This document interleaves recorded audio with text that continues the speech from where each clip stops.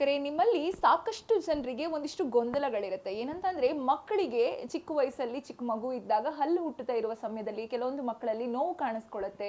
ಇನ್ನು ಕೆಲವೊಂದಿಷ್ಟು ಚಿಕ್ಕ ಪಾಪು ಮಕ್ಕಳಲ್ಲಿ ಏನು ಜ್ವರ ಅನ್ನೋದು ಬರುತ್ತೆ. ಮತ್ತೆ ಇನ್ನೊಂದಿಷ್ಟು ಜನರಿಗೆ ಮಕ್ಕಳು ಅಂದ್ರೆ ಒಂದು 6-7 ವರ್ಷದ ಮಕ್ಕಳಲ್ಲಿ ಹಲ್ಲು ಉದುರು ಹೋಗಿ ಶಾಶ್ವತ ಹಲ್ಲು ಹುಟ್ಟುವಾಗ ಪೇರೆಂಟ್ಸ್ ಯಾವ ರೀತಿಯಾಗಿ ಪ್ರಿಕಾಷನ್ ತಗೋಬೇಕು, ಯಾವ ರೀತಿಯಾಗಿ ಮಕ್ಕಳಿಗೆ ಅಂತಹ ಸಮಯದಲ್ಲಿ ಆರೈಕೆ ನೀಡಬೇಕು, ಮತ್ತೆ ಮಕ್ಕಳಲ್ಲಿ ಹೆಚ್ಚಾಗಿ ಕ್ಯಾವಿಟೀಸ್ಗಳಾಗ್ತಾ ಇರುತ್ತೆ. ಇವುಗಳಿಗೆಲ್ಲ ಕಾರಣ ಏನು ಅನ್ನುವಂತಹ ಒಂದಿಷ್ಟು ಗೊಂದಲ ಇರುತ್ತೆ.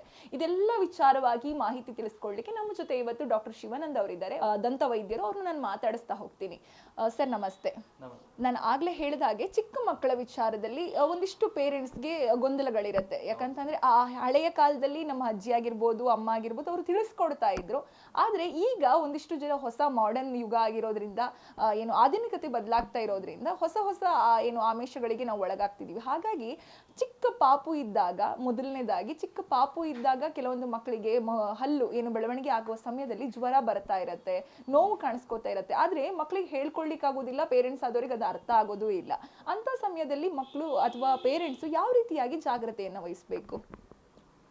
ಮೊದಲನೇದಾಗಿ ಪೇರೆಂಟ್ಸು ಏನು ಮಾಡ್ತಾರೆ, ಭಾಳಷ್ಟು ಹಾಲಲ್ಲು ಅಂತ ನೆಗ್ಲೆಕ್ಟ್ ಮಾಡ್ತಾರೆ. ಸೊ ಹಾಲಲ್ಲು ನೆಗ್ಲೆಕ್ಟ್ ಮಾಡಿದ್ರೆ ಮಕ್ಳಿಗೆ ಏನಾಗಲ್ಲ, ಹಾಲಲ್ಲೆಲ್ಲ ಉದುರೋಗುತ್ತೆ ಅಂತ ನೆಗ್ಲೆಕ್ಟ್ ಮಾಡ್ತಾರೆ. ಈಗ ಚಿಕ್ಕದಲ್ಲಿ ಎಷ್ಟು ಚೆನ್ನಾಗಿರುತ್ತೋ ಅಲ್ಲೂ ನಿಮಗೆ ದೊಡ್ಡ ಪರ್ಮನೆಂಟ್ ಹಲ್ಲು ಅಂತ ಬರ್ತದೆ. ಈ ಪರ್ಮನೆಂಟ್ ಹಲ್ಲು ಬರೋದು ನಿಮಗೆ 6ರಿಂದ 8 ವರ್ಷದಲ್ಲಿ ಬರ್ತದೆ. ಸೊ ಬರೋದು ಸ್ಟಾರ್ಟ್ ಆದಾಗ ಏನಾಗ್ತದೆ, ಕ್ಯಾವಿಟಿ ನಿಮಗೆ ಆವಾಗಲೇ ನಿಮಗೆ ಏನು ಪ್ರಿವೆನ್ಷನ್ ಮಾಡಬೇಕು, ಅರ್ಲಿ ಸ್ಟೇಜ್ ಅಂದರೆ ಏನು ಮಕ್ಕಳು ಇದಿರುತ್ತಲ್ಲ, ಸೊ ಮಕ್ಕಳು ನಿಮಗೆ 6 ಇಯರ್ಸಿಂದ ಪರ್ಮನೆಂಟ್ ಹಲ್ಲು ಬರ್ತದೆ. ಸೊ ಅದಕ್ಕೆ ಮುಂಚೆ ಮೊದಲು ಸ್ಟಾರ್ಟಿಂಗ್ 6 ಮಂತ್ಸ್ ಆದಮೇಲೆ ಮಕ್ಕಳಿಗೆ ಹಾಲಲ್ಲು ಅಂತೀವಿ. ಅದು ಹಾಲಲ್ಲು ಬಂದಾಗ ಏನಾಗ್ತದೆ, ಮಕ್ಕಳು ಯೂಶಲಿ ಹೇಳ್ಬೇಕಂದ್ರೆ ದೊಡ್ಡವ್ರಿಗೆ ಬ್ರಷ್ ಮಾಡೋಕ್ಕೆ ಬರಲ್ಲ. ಎಷ್ಟೋ ಜನಕ್ಕೆ ಹೆಂಗೆ ಬ್ರಷ್ ಮಾಡ್ತೀನಿ ಸರ್, ದಿನಕ್ಕೊಂದ್ಸರಿ ಮಾಡ್ತೀನಿ ಅಂತಾರೆ. ಸೊ ಆದ್ದರಿಂದ ಈಗ ಮಕ್ಕಳಿಗೆ ಏನಂದರೆ ಪ್ರತಿನಿತ್ಯ 2 ಟೈಮ್ ಬ್ರಷ್ ಮಾಡಲೇಬೇಕಾಗ್ತದೆ. ಸೊ 2 ಟೈಮ್ ಬ್ರಷ್ ಮಾಡಿದಾಗ ನಿಮಗೆ ಮಕ್ಕಳಿಗೆ ಏನಾಗಿ ಯೂಶಲಿ ದೊಡ್ಡವರಂತೂ ಚಾಕ್ಲೇಟ್ ತಿನ್ನೋಕ್ಕಾಗಲ್ಲ. ಈಗ ಚಾಕ್ಲೇಟ್ ಆಗಲಿ ಇಷ್ಟಪಡೋದು ಮಕ್ಕಳಿದೆ. ಸೊ ನಾವು ಏನು ಮಾಡಬೇಕು ಅಂದರೆ ಆ್ಯಸ್ ಅ ಪೇರೆಂಟ್ಸು ಫಸ್ಟು ನೀವು ಮಾಡಬೇಕಾಗಿರೋದು, ಪ್ರತಿ ನಿಮ್ಮ ಮಕ್ಕಳಿಗೆ ಬೆಳಗ್ಗೆ ಆಮೇಲೆ ಸಂಜೆ 2 ಟೈಮ್ ಬ್ರಷಿಂಗ್ ಮಾಡಲೇಬೇಕು. ಸೊ 2 ಟೈಮ್ ಬ್ರಷಿಂಗ್ ಮಾಡಿದಾಗ ಏನಾಗ್ತದೆ, ಈಗ ಮಕ್ಕಳು ಬೆಳಗ್ಗೆ ತಿಂದಿರ್ತಾರೆ, ಸ್ಕೂಲ್ಗೆ ಹೋಗ್ತಾರೆ, ಸ್ಕೂಲಿಂದ ವಾಪಸ್ ಬಂದಾಗ ಮಧ್ಯೆ ಪ್ರತಿ ಸ್ಕೂಲಲ್ಲೂ ಒಂದು ಬರ್ತಡೇ ಇದ್ದೇ ಇರುತ್ತೆ. ದಿನಕ್ಕೊಂದು ಕ್ಲಾಸಲ್ಲಿ ಅಂದರೆ ಒಂದು ಕೇಕು, ಒಂದು ಬರ್ತ್ಡೇಗೆ ಚಾಕ್ಲೇಟ್ ಇದ್ದೇ ಇರುತ್ತೆ. ಸೊ ಅದು ತಿಂದಾಗ ಏನಾಗ್ತದೆ, ಮಕ್ಕಳು ಕ್ಯಾವಿಟಿ ಹಂಗೆ ಇರ್ತದೆ, ನಾಳೆ ತಿರುಗಿ ಮತ್ತು ನಾಳೆ ಬೆಳಗ್ಗೆ ಬ್ರಷ್ ಮಾಡೋದು. So as A primary precaution ಅಂದರೆ 2 ಟೈಮ್ ಬ್ರಷಿಂಗ್. ಸೊ ಎರಡನೇದಾಗಿ ಏನಂದರೆ, ಯಾವುದೇ ಒಂದು ಸಣ್ಣ ಉಳುಕಲು ನಿಮಗೆ ಪೇರೆಂಟ್ಸ್ ಕಂಡು ಬಂದಲ್ಲಿ ಏನಾಗ್ತದೆ, ಸ್ಮಾಲ್ ಕ್ಯಾವಿಟಿ ಥರ ಬರ್ತದೆ.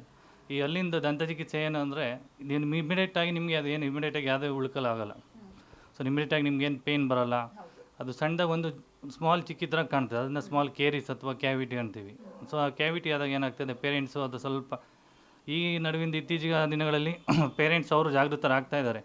ಸರ್ ಏನೋ ಉಳ್ಕಲಿದೆ ನೋಡಿ ಸರ್, ಏನೋ ಹಾಲಲ್ಲಿ ಕಪ್ಪಿದೆ ಅಂತ, ಸ್ವಲ್ಪ ಹಲ್ಲು ಕಪ್ಪಿದೆ ಅಂತ ಅಂತಾರೆ. ಸೊ ಬಂದಾಗ ಅವೇನಾಗ್ತದೆ, ನಾವು ಸ್ಮಾಲ್ ಫಿಲ್ಲಿಂಗ್ ಅಂತೀವಿ. ಫಿಲ್ಲಿಂಗ್ ಮಾಡಿದಾಗ ಏನಾಗ್ತದೆ, ಮಕ್ಕಳಲ್ಲೂ ರೂಟ್ ಚಿಕಿತ್ಸೆ ಬರ್ತದೆ. ಸೊ ಅದು ಕ್ಯಾವಿಟಿ ಆಳವಾಗೋದು ನಾವು ಅವಾಯ್ಡ್ ಮಾಡ್ಬೋದು. ಸೊ ಅವಾಯ್ಡ್ ಮಾಡೋ ಥರ ನಾವೀಗ ಸ್ಮಾಲ್ ಫಿಲ್ಲಿಂಗ್ ಮಾಡಿದ್ರೆ ಆ ಕ್ಯಾವಿಟಿ ಪ್ರೊಸೀಡ್ ಆಗೋಲ್ಲ. ಈಗ ನೀವು ಹಂಗೆ ಬಿಡ್ತಾ ಹೋದ್ರೆ ಏನಾಗ್ತದೆ, ಈಗ ಹಾಲಲ್ಲೂ ಉದುರೋಗುತ್ತೆ ಅಂತ ಈಗ ನಮ್ಮ ಹತ್ರ ಬರೋ ಪೇಷಂಟ್ ಕೆಲವರು ಅಜ್ಜಿ ತಾತಿರು ಉದುರೋಗೋದು ಬಿಡಪ್ಪ ಏನೋ ಅಂತ ಆ ಥರ ಮಾಡೋ ಚಾನ್ಸ್ ಜಾಸ್ತಿ. ಸೊ ಅವಾಗ ಏನಾಗ್ತದೆ, ಉದುರೋಗ್ಲಿ ಅಂತ ಕಾಯೋ ಅಷ್ಟೊತ್ತಿಗೆ 6ರಿಂದ 7 ವರ್ಷ ಪರ್ಮನೆಂಟ್ ಸ್ಟಾರ್ಟ್ ಆಗುತ್ತೆ. ಸೊ ಕೆಲವೊಂದು ಮಕ್ಕಳು ಪರ್ಮನೆಂಟಲ್ಲೇ ಉಳ್ಕಲ್ ಮಾಡ್ಕೊಂಡಿರ್ತಾರೆ. ಸೊ ಅವ್ರಿಗೆ ಅರಿವಿರಲ್ಲ, ಇದು ಪರ್ಮನೆಂಟ್ ಅಲ್ಲ, ಉದ್ರಲ್ಲ, ಮಿಲ್ಕ್ ಟೀತ, ಅದು ಅರಿವಿರಲ್ಲ. ಸೊ ಅದರಿಂದ ಈಗ ಅದಕ್ಕೋಸ್ಕರ ಪೇರೆಂಟ್ಸ್ ಸ್ಮಾಲ್ ಇದ್ದಾಗ ಯೂಶಲಿ ಪ್ರತಿ 6 ತಿಂಗಳಿಗೊಮ್ಮೆ ಮಕ್ಳಿಗೆ ಚೇಂಜಸ್ ಬರ್ತದೆ.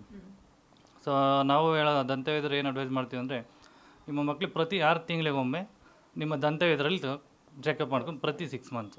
ಸೊ ನೀವು ಅದೊಂದು ಸೇಫರ್ ಪೀರಿಯಡ್. ಸೊ ಪ್ರತಿ 6 ತಿಂಗಳ ಪ್ರತಿಯೊಂದಲ್ಲೂ ಅಲ್ಲಿ ಹುಟ್ಟುತ್ತೆ, ಕೆಲವೊಂದಲ್ಲೂ ಬೆಳವಣಿಗೆ ಬರ್ತಾ ಇರ್ತದೆ, ಕೆಲವೊಂದಲ್ಲೂ ಪ್ರೀ ಶೆಡಿಂಗ್ ಅಂದರೆ ಬೀಳೋಕ್ಕೆ ಮುಂಚೆ ಅಲ್ಲಾಡ್ತಾ ಇರುತ್ತೆ. ಸೊ ಕೆಲವು ಅಲ್ಲಾಡೋಲ್ಲ ನಾವು ರಿಮೂವ್ ಮಾಡಿದ್ರೆ ಬರೋ ಪರ್ಮಿಟಲ್ಲಿ ಜಾಗ ಮಾಡಿಕೊಡ್ಬೇಕು. ಸೊ ಈ ಥರ ಇದು ಪ್ರೈಮರಿ ಟ್ರೀಟ್ಮೆಂಟ್. ಸೊ ನಮ್ಮ ಮಕ್ಕಳಿಗೆ ಪ್ರಿವೆಂಟ್ ಮಾಡೋಕ್ಕೆ ನೀವು ಈಗಷ್ಟೇ ತಿಳಿಸ್ಕೊಟ್ರಿ, ಮೊದಲನೇ ಹಲ್ಲು ಏನಿದ್ದಾಗ ಆಗ ಎಷ್ಟು ಪ್ರಿಕಾಷನ್ ತಗೋತೀವೋ ಅಷ್ಟು ಶಾಶ್ವತ ಹಲ್ಲು ಬೀಳುವಾಗ ಅಥವಾ ಬರುವಾಗ ಅದು ಒಳ್ಳೆಯದು ಮಕ್ಕಳಿಗೆ ಅಂತ. ನನ್ನ ಪ್ರಕಾರ ಒಂದು ಪ್ರಶ್ನೆ ಏನಂತಂದರೆ, ಹಲ್ಲು ಇದ್ದಾಗ ಏನು ಕ್ಯಾವಿಟೀಸ್ ಇರುತ್ತಲ್ಲ, ಆ ಕ್ಯಾವಿಟೀಸು ಆ ಹಲ್ಲು ರಿಮೂವ್ ಆಗಿ ಮತ್ತೆ ಶಾಶ್ವತ ಹಲ್ಲು ಬಂದಾಗ ಅದಕ್ಕೂ ಕೂಡ ಕ್ಯಾವಿಟೀಸ್ ಬರುವಂಥ ಸಾಧ್ಯತೆ ಏನಾದರೂ ಇದೆಯಾ, ಹೇಗೆ? ಯೂಶಲಿ ಹಾಲಲ್ಲಿ ಚೆನ್ನಾಗಿ ಹೆಂಗೆ ಗಿಡವಾಗಿ ಮಗದು ಮರವಾಗಿ ಬಗ್ಗಲ್ಲ ಅಂತಾರಲ್ಲ, ಸೊ ನಿಮಗೆ ಯಾವುದೇ ಥರ ನಿಮಗೆ ಫಸ್ಟು ನಿಮಗೆ ಪ್ರೈಮರಿ ಟೀತ್ ಕ್ಯಾವಿಟಿ ಏನಂತೀವಿ, ಯೂಶಲಿ ಕ್ಯಾವಿಟಿ ಇದ್ದಾಗ ಹೊಸಾಲ್ ಬರಬೇಕಾದ್ರೆ ಯೂಶಲಿ ಎಫೆಕ್ಟ್ ಆಗಲ್ಲ. ಬಟ್ ಅದಂತ ನೀವು ಪ್ರೈಮರಿ ಟೀತ್ ಅಂದರೆ ಮಿಲ್ಕ್ ಟೀತ್ ಏನಂತೀವಿ, ಆ ಹಲ್ಲಲ್ಲಿ ಚೆನ್ನಾಗಿದ್ದಾಗ ಮಾತ್ರ ನಿಮಗೆ ಬರೋ ಅಂತ ಪರ್ಮನೆಂಟಲ್ಲೂ ಚೆನ್ನಾಗಿ ನಿಮಗೆ ಬರ್ತದೆ. ಸೊ ನಿಮಗೆ ಹಾಲಲ್ಲೇ ಉಳ್ಕಲಾಗಿದ್ರೆ ಬರೋ ಪರ್ಮನೆಂಟಲ್ಲಿ ಉಳ್ಕೊಳ್ಳೋ ಚಾನ್ಸ್ ಜಾಸ್ತಿ ಇರ್ತದೆ. ಹೌದು. So as a safer side ನೀವು ಹಾಲಲ್ಲಿ ಉಳ್ಕಲಿರೋದಕ್ಕೆ ಅದೊಂದು ಪಲ್ಪೆಕ್ಟಮಿ ಅಂತ ಒಂದು ಟ್ರೀಟ್ಮೆಂಟ್ ಮಾಡ್ತೀವಿ. ಅಂದರೆ ಮಕ್ಕಳ ರೂಟ್ ಕೆನಲ್ ಚಿಕಿತ್ಸೆ ಅಂತೀವಿ. ಇಲ್ಲ ಅಲ್ಲೂ ತೀರಾ ಹೋಗಿದರೆ ಅಲ್ಲೂ ರಿಮೂವ್ ಮಾಡೋದು. ಸೊ ಈ ಥರ ನಾನಾ ವಿಧವಾದ ಟ್ರೀಟ್ಮೆಂಟ್ ಇದೆ. ಸೊ ಅದ್ರಿಗೆ ಮಕ್ಕಳಿಗೆ ಯಾವ ಸಿವಿಯರಿಟಿ ಇದೆ ನೋಡ್ಕೊಂಡು ಅದ್ರ ಮೇಲೆ ನಾವು ಚಿಕಿತ್ಸೆಯನ್ನು ಮಾಡಬೇಕು. ಇನ್ನು ಹಾಲು ಹಲ್ಲು ರಿಮೂವ್ ಆಗುವಾಗ ಏನು ದವಡೆ ಹಲ್ಲು ಏನಿರುತ್ತೆ ಅದು ಶಾಶ್ವತ ಹಲ್ಲು ಅಂತ ಕರೀತಾರೆ. ಆ ದವಡೆ ಹಲ್ಲು ಕೂಡ ರಿಮೂವ್ ಆಗುತ್ತಾ ಹೇಗೆ? ಅವುಗಳಲ್ಲೂ ಬದಲಾವಣೆ ಆಗುತ್ತಾ? ಬೇರೆ ಹಲ್ಲುಗಳು ಹುಟ್ಕೊಳ್ಳುತ್ತಾ ಹೇಗೆ? ಈಗ ಇನ್ನೊಂದು ಸಮಸ್ಯೆ ಏನಂದರೆ ಪರ್ಮನೆಂಟ್ ಹಲ್ಲು ಅನ್ನೋದು ಇಮಿಡಿಯೇಟಾಗಿ ಬರೋಲ್ಲ. ಅದು ನಿಮಗೆ ಸ್ಟಾರ್ಟ್ ಆಗೋದೆ 6ರಿಂದ 8 ವರ್ಷ ಸ್ಟಾರ್ಟ್ ಆಗುತ್ತೆ. ಫಸ್ಟು ಬರೋದು ಇನ್ಸೈಜರ್, ಅಂದರೆ ಫಸ್ಟು ಬರೋದು ಈ ಮುಂದ್ಗಡೆ ಎಲ್ಲ ಬರ್ತೀವಿ. ಈ ಫ್ರಂಟಲ್ಲಿ ಮೊದಲು ಹುಟ್ಟುತ್ತೆ. ಈ ಮೊದಲನೇಲಿ ಹುಟ್ಟಿದಾಗ ಏನಾಗ್ತದೆ, ನಿಮಗೆ ಫ್ರಂಟಲ್ಲಿ ಮಾತ್ರ ಬರ್ತದೆ. ತಿರ್ಗಾ ನಂತರ ಬರೋದು ದವಡೆಯಲ್ಲು ಅಂತೀವಿ. ಈ ದವಡೆಯಲ್ಲಿ ಬರ್ತದೆ. ಸೊ ಈ ದವಡೆಯಲ್ಲಿ ಬಂದಾಗ ಏನಾಗ್ತದೆ, ಎಲ್ಲ ಹಲ್ಲು ಒಟ್ಟಿಗೆ ಬರೋಲ್ಲ. ಸೊ ನಿಮಗೆ ಕಂಪ್ಲೀಟ್ ಅಲ್ಲಿ ಬರಬೇಕು ಅಂದರೆ ಆ ಮಗುಗೆ ಮಿನಿಮಮ್ ಅಂದರೂ 12ರಿಂದ 15 ವರ್ಷ ಗಂಟೆ ಟೈಮ್ ಬರ್ತದೆ. ಸೊ ಬಂದಾಗ ಏನಾಗ್ತದೆ, ಭಾಳ ಜನ ಈ ಎಲ್ಲ ಒಟ್ಟಿಗೆ ಬರಲ್ವಲ್ಲ. ಸೊ ನಿಮಗೆ ಪರ್ಮನೆಂಟಲ್ಲಿ ಯಾವುದು ದವಡೆಯಲ್ಲಿ ಯಾವುದು ಪೇರೆಂಟ್ಸ್ಗೆ ಗೊತ್ತಾಗಲ್ಲ. ಸೊ ಬರೋ ಟೈಮಲ್ಲಿ ಏನಾಗ್ತದೆ, ಪರ್ಮನೆಂಟಲ್ಲಿ ಉಳ್ಕಲಾಗಿರುತ್ತೆ. ಉಳ್ಕಲಾದಾಗ ಏನಾಗ್ತದೆ, ಪೇರೆಂಟ್ ನೆಗ್ಲೆಕ್ಟ್. ಉಳ್ಕಲ್ ಅಂದರೆ ಸ್ಮಾಲ್, ಈ ಥರ ಕ್ಯಾವಿಟಿ ಆಗ್ತದೆ. ಇದನ್ನು ನಾವು ಉಳ್ಕಲ್ಲು ಅಂತೀವಿ. ಈ ಥರ ಯಾವಾಗ ನಿಮಗೆ ಕ್ಯಾವಿಟಿ ಕಾಣುತ್ತಲ್ಲ, ಸೊ ಈಗ ಈ ಕ್ಯಾವಿಟಿ ಇದ್ದಾಗ ನಿಮಗೆ ಅದು ಇಮಿಡಿಯೇಟ್ ಆವಾಗ ನೀವು ಎಚ್ಚೆತ್ಕೊಬೇಕು, ನೀವು ದಂತವಿದ್ರೆ ಭೇಟಿ ಮಾಡಲೇಬೇಕು ಅನ್ನೋದು ಖಂಡಿತ. ಅದು ಈ ಥರ ನೀವು ನೆಗ್ಲೆಕ್ಟ್ ಮಾಡಿದ್ರೆ ಅದ್ರ ಫರ್ದರ್ ಪ್ರೊಸೀಡ್ ಆಗಿ ರೂಟ್ ಕೆನಾಲ್ ಚಿಕಿತ್ಸೆ ಅಂತೀವಿ. ರೂಟಲ್ಲಿಗೆ ಹೋಗ್ತದೆ, ರೂಟಲ್ಲಿ ಇನ್ಫೆಕ್ಷನ್ ಆಗ್ತದೆ, ತಿರ್ಗಾ ಕ್ಯಾಪ್ ಹಾಕಬೇಕು. ನೆಕ್ಸ್ಟ್ ಅದು ತಿರ್ಗಾ ಆಮೇಲೆ ಅಲ್ಲಿ ಉಳ್ಕಲಾಗುತ್ತೆ. ಅದೇ ಥರ ಬಿಡ್ತು ಅಂದರೆ ಅಲ್ಲನ್ನ ಕಳ್ಕೊಬೇಕಾಗ್ತದೆ. ಯಾಕಂದರೆ ನಾವು ದಿನನಿತ್ಯಚರಿಗೆ ದಿನ ಊಟ ಮಾಡೋಕ್ಕೆ ಅಲ್ಲಿ ಬೇಕೇ ಬೇಕು. ಸೊ ದಂತ ಅದಕ್ಕೋಸ್ಕರ ಸೊ ಇದನ್ನು ಆ್ಯಸ್ ಎ ಪ್ರಿವೆನ್ಷನ್ ಆಗಿ ನಾವು ಫಿಲ್ಲಿಂಗ್ ಮಾಡಿ, ಸ್ಮಾಲ್ ಕ್ಯಾವಿಟಿ ಇದ್ದರೆ ಜಸ್ಟ್ ಫಿಲ್ಲಿಂಗ್ ಮಾಡ್ತೀವಿ. ಸೊ ಇದರಿಂದ ಕ್ಯಾವಿಟಿ ಅವಾಯ್ಡ್ ಮಾಡ್ಬೋದು. ಅದೊಂದು. ಇನ್ನೊಂದು ಬರ್ತದೆ ಮಕ್ಕಳಿಗೆ ಪ್ರಿಕಾಷನರಿ ಮೆಷರ್, ಅಂದರೆ ಫ್ಲೋರಿಡ್ ಅಪ್ಲಿಕೇಶನ್ ಅಂತೀವಿ. ಪ್ರತಿ 6 ತಿಂಗಳಿಗೊಮ್ಮೆ ಫ್ಲೋರಿಡ್ ಅಂದರೆ ಅದೊಂದು ಜೆಲ್ ಫಾರ್ಮೇಟಲ್ಲಿ ಬರ್ತದೆ. ಪ್ರತಿ 6 ತಿಂಗಳಿಗೊಮ್ಮೆ ನಿಮಗೆ ಹಿಂಗೀಗ ನಮ್ಮ ಜನರಲ್ ಪೀಡಿಯಾಟ್ರಿಷಿಯನ್ ಡಾಕ್ಟರ್ಸು ವ್ಯಾಕ್ಸಿನ್ ಅಂತ ಕೊಡ್ತಾರೆ. ಅದೇ ರೀತಿ ನಮ್ಮ ದಂತವೈದ್ಯಕೀಯದಲ್ಲಿ ಫ್ಲೋರಿಡ್ ಅಪ್ಲಿಕೇಶನ್ ಅಂತೀವಿ. ಅದನ್ನು ಅಪ್ಲೈ ಮಾಡೋದ್ರಿಂದ ವ್ಯಾಕ್ಸಿನ್ ಹಾಕಿದ ತಕ್ಷಣ ಯಾವುದೇ ಕಾಯಿಲೆ ಬರೋಲ್ಲ ಅಂತ ಇಲ್ಲ. ವ್ಯಾಕ್ಸಿನ್ ಬಟ್ ಹಂಗಂತ ವ್ಯಾಕ್ಸಿನ್ ಮಾಡಲೇಬೇಕು. ಸೊ ಅದೇ ಥರನೇ ನಮ್ಮ ಡೆಂಟಲ್ ಫ್ಲೋರೈಡ್ ಅಪ್ಲಿಕೇಶನ್ದಲ್ಲ, ಅಂದರೆ ಪ್ರತಿ 6 ತಿಂಗಳಿಗೊಮ್ಮೆ ನಮ್ಮ ದಂತವೈದ್ಯರಲ್ಲಿ ಬಂದು ಅಪ್ಲೈ ಮಾಡಿ ಪ್ರತಿ 6 ಮಂತ್ಸ್ ಒಂದ್ಸರಿ ಅದೊಂದು ಜೆಲ್ ಥರ ಬರ್ತದೆ, ಮಕ್ಕಳಿಗೆ ಅಪ್ಲೈ ಮಾಡಿದ್ರೆ ಸೊ ಕ್ಯಾವಿಟಿ ಭಾಳಷ್ಟು ಅವಾಯ್ಡ್ ಮಾಡ್ಬೋದು. ಇದು as a precautionary measure. Yes. ಇನ್ನೊಂದು ಏನಂತ ಅಂದರೆ, ಚಿಕ್ಕ ಪಾಪು ಇದ್ದಾಗ 1 ವರ್ಷ 1.5 ವರ್ಷದ ಮಕ್ಕಳಲ್ಲಿ ಚಿಕ್ಕದಾಗಿ ಹಲ್ಲು ಹುಟ್ಕೊಳ್ತಾ ಇರುತ್ತೆ ಮುಂದ್ಗಡೆ. ನೀವು ಹೇಳಿದಾಗಲೇ ಮುಂದಿನ ಹಲ್ಲು ಮೊದಲು ಬರ್ತಾ ಇರುತ್ತೆ. ಅಂತಹ ಸಮಯದಲ್ಲಿ ಮಕ್ಕಳಲ್ಲಿ ಜ್ವರ ಕಾಣಿಸ್ಕೊಳ್ಳೋದಿರ್ಬೋದು, ಮತ್ತು ನೋವಿಗೆ ಮಕ್ಕಳು ಅಳ್ತಾ ಇರ್ತವೆ. ಆದರೆ ಅದು ಪೇರೆಂಟ್ಸಿಗೆ ಅರ್ಥ ಆಗಲ್ಲ. ಯಾಕಂತಂದರೆ ಮಕ್ಕಳಿಗೆ ಮಾತಾಡ್ಲಿಕ್ಕಾಗಲ್ಲ, ಪೇರೆಂಟ್ಸಿಗೆ ಅದು ಅರ್ಥ ಆಗಲ್ಲ. ಅಂಥ ಸಮಯದಲ್ಲಿ ಯಾವ ರೀತಿಯಾಗಿ ನಮಗೆ ಅದು ಆ ನೋವು ಮಗುವಿಗೆ ಹಲ್ಲು ಹುಟ್ಟುತ್ತಾ ಇದ್ದಾಗಲೇ ಬರ್ತಾ ಇದೆ ಅನ್ನುವಂಥದ್ದು ಪೇರೆಂಟ್ಸ್ ತಿಳ್ಕೊಳ್ಳುವಂಥದ್ದು, ಮತ್ತು ಅದಕ್ಕೆ ಸಂಬಂಧಪಟ್ಟ ಹಾಗೆ ಪೇರೆಂಟ್ಸ್ ಏನಾದರೂ ಮುನ್ನೆಚ್ಚರಿಕೆ ಕ್ರಮವನ್ನು ಕೈಗೊಳ್ಳೋದಿರ್ಬೋದು, ಅಥವಾ ಮಕ್ಕಳಿಗೆ ಬೇಕಾದಂಥ ಪ್ರಿಕಾಕ್ಷನ್ ಏನಾದರೂ ತೊಗೊಳ್ಬೋದಾ, ಹೇಗೆ? ಯೂಶಲಿ ಮಗು ಹುಟ್ಟಿದಾಗ 6 ತಿಂಗಳಿಂದ ನಿಮ್ಗೆ ಅದು ಬೆಳವಣಿಗೆ ಸ್ಟಾರ್ಟ್ ಆಗ್ತದೆ. ಸೊ ಕೆಲವೊಂದು ಟೈಮಲ್ಲಿ ಜ್ವರ ಬರೋದು ಅದು ಅಂತ ಏನು ನಮ್ಗೆ ಎವಿಡೆನ್ಸ್ ಇಲ್ಲ, ಬಟ್ ಮೈನರ್ ಇರ್ತದೆ ಅಷ್ಟೇ. ಮಗುಗೆ ಏನೋ ಒಂದು ಸ್ವಲ್ಪ ಉಪ್ಪು ಥರ ಕಾಣುತ್ತೆ. ಕೆಲವೊಂದು ಹಾಲು ಕುಡಿಯೋ ಮಕ್ಕಳಿಗೆ ಏನಾಗ್ತದೆ, ತಾಯಿ ಎದೆ ಹಾಲು ಕುಡಿಬೇಕಾದ್ರೆ ಭಾಳ ಜನ ಪೇರೆಂಟ್ಸ್ ಕಂಪ್ಲೇಂಟ್ ಮಾಡ್ತಾರೆ. ಸೊ ಆವಾಗ ನಾವು ಟೀತ್ ಶಾರ್ಪ್ ಇದೆಯಲ್ಲೋ ನೋಡಬೇಕಾಗ್ತದೆ. ಸೊ ಅದ ನಂತರ ನಾವು ಮಿಲ್ಕ್ ಟೀತ್ ಅಂತ ಏನು ಎರಪ್ಟ್ ಆಗ್ತದೆ. ಸೊ ಬರ್ಬೇಕಾದ್ರೆ ನಿಮ್ಗೆ ಅದು ಪೇಯ್ನ್ ಲೈಟಾಗಿ ಅಲ್ಲಿ ಉಬ್ಬು ಥರ ಬರ್ತದೆ ಅಷ್ಟೇ. ಸೊ ನಿಮ್ಗೆ ಅದೇನಂತ ಮೇಜರ್ ತೊಂದರೆ ಇಲ್ಲ.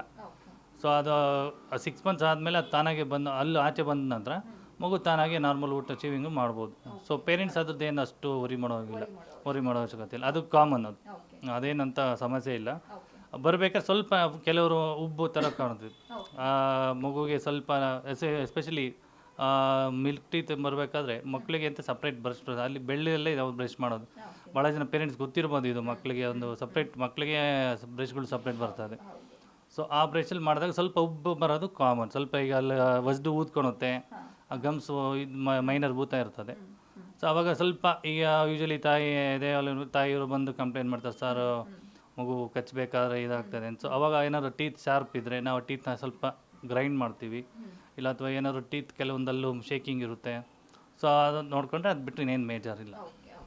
ಇನ್ನು ಹಲ್ಲು ಮಕ್ಕಳಲ್ಲಿ ಏನು ಹಲ್ಲು ಬಿದ್ದು ಹೋದ್ಮೇಲೆ ರಿಮೂವ್ ಆದಮೇಲೆ ಶಾಶ್ವತ ಹಲ್ಲು ಬರಲಿಕ್ಕೆ ಸುಮಾರು ಎಷ್ಟು ಸಮಯ ಬೇಕಾಗಬಹುದು? ಯಾಕಂತಂದ್ರೆ ಕೆಲವೊಂದಿಷ್ಟು ಪೇರೆಂಟ್ಸಿಗೆ ಲೇಟ್ ಆಯಿತು ಅಂತಲೂ ಭಯ ಇರುತ್ತೆ, ಇನ್ನೊಂದಿಷ್ಟು ಪೇರೆಂಟ್ಸ್ಗಳಲ್ಲಿ ಬೇಗ ಬಂದ್ಬಿಡ್ತಲ್ಲ ನನ್ನ ಮಗುಗೆ, ಇದು ಹಲ್ಲ ಹೇಗೆ ಏನು ಅಂತ ಒಂದಿಷ್ಟು ಗೊಂದಲಗಳಿರುತ್ತೆ.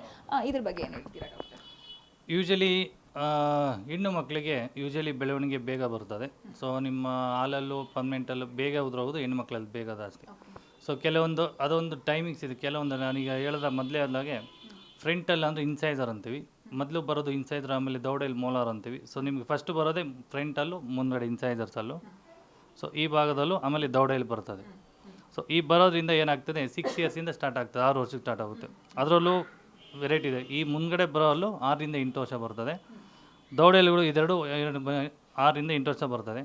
ನಂತರ ಬರುತ್ತೆ ಈಗ ಕೋರೆಯಲ್ಗಳು ಅಂತೀವಿ, ಅದು 8ರಿಂದ 9 ವರ್ಷದೊಳಗೆ ಬರ್ತದೆ. ಸೊ ಎಲ್ಲ ಒಂದು ದಂತ ಪರ್ಮನೆಂಟಲ್ಲಿ ಬರಬೇಕು ಅಂದರೆ ಮಕ್ಳಿಗೆ ಸ್ಟಾರ್ಟ್ ಆಗೋದು 6ರಿಂದ ಆಗುತ್ತೆ, 6 ವರ್ಷದಿಂದ ಸ್ಟಾರ್ಟ್ ಆಗುತ್ತೆ. ಅವಾಗ ಯೂಶಲಿ ಪೇರೆಂಟ್ಸು 6 ವರ್ಷದಲ್ಲಿ ಮಕ್ಳಿಗೆ ಏನಾಗ್ತದೆ ಹಾಲಲ್ಲಿ ಅಂತ ನೆಗ್ಲೆಕ್ಟ್ ಪರ್ಮನೆಂಟಲ್ಲಿ ಹಾಲಲ್ಲಿ ಬಿಡೋ ನೋಡೋಣ ಅಂತ ಭಾಳ ಜನ ಪೇರೆಂಟ್ಸ್ ನೆಗ್ಲೆಕ್ಟ್ ಮಾಡಿ, ಸೊ ಅವಾಗ ಮುನ್ನೆಚ್ಚರಿಕೆ ಕ್ರಮ ತೆಗೊಳ್ಳೋಲ್ಲ. ಸೊ ಪರ್ಮನೆಂಟಲ್ಲಿ ಬಂದಾಗ ಅವಾಗ ಎಚ್ಚರಿಕೆ ವಹಿಸ್ಕೋಬೇಕು. ಎಚ್ಚರಿಕೆ ವಹಿಸ್ಕೊಂಡು ನೀವು ಪರ್ಮನೆಂಟಲ್ಲಿ ಅದು ಬಂದು ನೋಡಿದಾಗ ಕೆಲವೊಂದಲ್ಲಿ ಬರ್ಬೇಕಾದ್ರೆ ಏನಾಗ್ತದೆ ವಕ್ರದಂತ ಅಂತೀವಿ. ಈಗಿನ ಕಾಲದಲ್ಲಿ ವಕ್ರದಂತ ಕಾಮನ್. ವಕ್ರದಂತ ಅಂದರೆ ಬ್ರೇಸಸ್ ಕ್ಲಿಪ್ ಟ್ರೀಟ್ಮೆಂಟ್ ಅಂತೀವಿ. ಏನು ಬ್ರೇಸಸ್ ಕ್ಲಿಪ್ ಟ್ರೀಟ್ಮೆಂಟ್ ಅಂದರೆ ಯಾಕಂದ್ರೆ ಬರೋ ಎಲ್ಲ ಮಕ್ಕಳು ಅಲ್ಲೂ ಅಲೈನ್ಮೆಂಟ್ ಇಲ್ಲ. ಪ್ರತಿ ಪೇರೆಂಟ್ ಸರ್ ನನ್ನ ಮಗನಿಗೆ ಕ್ರಾಸಾಗಿ ಬರ್ತಾಯಿದೆ, ಸೊಡ್ಡ ಬರ್ತಾಯಿದೆ. ಸೊ ಈ ಥರ ಇರೋದ್ರಿಂದ ಬರೋ ಪರ್ಮನೆಂಟಲ್ಲ ನಾವು ಏನು ಮಾಡಬೇಕು, ಬರೋಕ್ಕೆ ಜಾಗ ಬಿಡಬೇಕು. ಈಗ ಬರೋ ಹಾಲಲ್ಲಿ ಇದೆಯಲ್ಲ, ಹಾಲಲ್ಲಿ ಬರೋದಕ್ಕೆ ನಾವು ಏನು ಮಾಡಬೇಕು, ಬರೋಕ್ಕೆ ಜಾಗ ಕೊಟ್ಟರೆ ಬರೋ ಪರ್ಮನೆಂಟಲ್ಲಿ ನೀಟಾಗಿ ಬರ್ತದೆ. ಸೊ ನಿಮಗೆ ಪೊಸಿಷನ್ಗೆ ಏನಾಗ್ತದೆ, ನೀವು ಟೈಮಿಗೆ ಕೆಲವೊಂದು ಹಾಲಲ್ಲೂ ಜಸ್ಟ್ ಶೇಕ ಆಗ್ತಾ ಇರ್ತದೆ, ಅದು ಉದುರೋಗಲ್ಲ. ಸೊ ಅದು ಶೇಕ ಏನಾಗ್ತದೆ, ಉದುರೋಗುತ್ತೆ ಬಿಡು ಅಂತ ಭಾಳ ಪೇರೆಂಟ್ಸ್ ಕಾಯ್ತಾ ಇರ್ತಾರೆ. ಅದು ಶೇಕಾಗಿ ಬರೋಷ್ಟು ಪರ್ಮನೆಂಟಲ್ಲೂ ಮೇಲ್ಗಡೆ ಬರೋದು, ಇಲ್ಲ ಕ್ರಾಸಾಗಿ ಬರೋದು, ಸೊಟ್ಟಾಗಿ ಬರೋದು. ತಿರ್ಗಿ ಆಮೇಲೆ ನಾವು ಬ್ರೇಸಸ್ ಅಂತೀವಿ. ಸೊ ಅದನ್ನೇ ಬ್ರೇಸಸ್ ಅಂದರೆ clip treatment. So clip treatment ಏನು ಮಾಡಿದ್ದೀವಿ, ಸೊ ಆ ಥರ ಕ್ಲಿಪ್ ಟ್ರೀಟ್ಮೆಂಟ್ ಮಾಡಬೇಕಾಗ್ತದೆ. ಅದು ವಕ್ರದಂತ ಇದು ಮಾಡಬೇಕು. ಸೊ ಪ್ರೆಸೆಂಟ್ಲಿ ಬರೋ ಅಲ್ಲಿ ನಾವು ಫಸ್ಟು ಅಲೈನ್ಮೆಂಟ್ ಮಾಡ್ಕೊಳಕ್ಕೆ ಪರ್ಮನೆಂಟಲ್ಲಿ ಬರಬೇಕು. ಮೊದಲು ಬಂದಮೇಲೆ ನಾವು ಕ್ಲಿಪ್ ಹಾಕಿ ಅಲೈನ್ಮೆಂಟ್ ಮಾಡ್ಬೋದು. ಸೊ ಇದು ಬರೋ ಹಾಲು ಶೇಕಿಂಗ್ ಇದ್ದರೆ, ಅಲ್ಲೇನೋ ಮಿಲ್ಟಿ ಅಲ್ಲಾಡ್ತಿದ್ರೆ ಅದನ್ನು ಪ್ರಿಕಾಷನಾಗಿ ತೆಗಿಬೇಕು. ಹೌದು, ಎಫೆಕ್ಟ್ ಇರ್ತದೆ. ಹೌದು, ಎಸ್ಪೆಷಲಿ ವಕ್ರದಂತ ಚಿಕಿತ್ಸೆ ಕ್ಲಿಪ್ ಟ್ರೀಟ್ಮೆಂಟ್ ನಿಮಗೆ ಅಲೈನ್ಮೆಂಟ್ ಬರಬೇಕಂದ್ರೆ ನಿಮ್ಗೆ ಹಾಲಲ್ಲಿ ಭಾಳ ಇಂಪಾರ್ಟೆಂಟ್ ಆಗ್ತದೆ. ಆ ಥರ. ಎಸ್, ಕೇಳಿದ್ರಲ್ಲ ವೀಕ್ಷಕರೇ, ಚಿಕ್ಕ ಮಕ್ಕಳಲ್ಲಿ ಏನು ದಂತ ಸಮಸ್ಯೆ ಬರುತ್ತೆ ಅಥವಾ ಹಲ್ಲು ಬಿದ್ದು ಹೋಗಿ ಶಾಶ್ವತವಲ್ಲವನ್ನು ಪಡ್ಕೊಳ್ಳುವಾಗ ಯಾವ ರೀತಿಯಾಗಿ ಪ್ರಿಕಾಷನ್ನ ಪೇರೆಂಟ್ಸ್ ಆದವರು ತಗೋಬೇಕು, ಮತ್ತು ಹಲ್ಲಲ್ಲಿ ನಾವು ಎಷ್ಟು ಜಾಗ್ರತೆಯನ್ನು ವಹಿಸ್ತೀವಿ, ಕ್ಯಾವಿಟೀಸ್ ವಿಚಾರದಲ್ಲಿರ್ಬೋದು ಅಥವಾ ಹಲ್ಲು ರಿಮೂವ್ ಆಗುವ ಸಮಯದಲ್ಲಿರ್ಬೋದು, ಎಷ್ಟು ನಾವು ಜಾಗ್ರತೆಯನ್ನು ವಹಿಸ್ತೀವಿ, ಅದು ಶಾಶ್ವತ ಹಲ್ಲಿಗೆ ಎಫೆಕ್ಟ್ ಆಗಿರುತ್ತೆ ಅನ್ನುವಂಥದ್ದು ಡಾಕ್ಟರ್ ಮಾಹಿತಿಯನ್ನು ತಿಳಿಸ್ಕೊಟ್ರು. ಇದಾಗಿತ್ತು ಈ ಹೊತ್ತಿನ ವಿಶೇಷ ಸುದ್ದಿ. ಇನ್ನಷ್ಟು ಸುದ್ದಿಗಾಗಿ ನೋಡ್ತಾ ಇರಿ guarantee news. Camera person Pradeep ಜೊತೆ ಶಮಿ. ಗ್ಯಾರಂಟಿ ನ್ಯೂಸ್, ಸುದ್ದಿ ಖಚಿತ, ನ್ಯಾಯ ನಿಶ್ಚಿತ.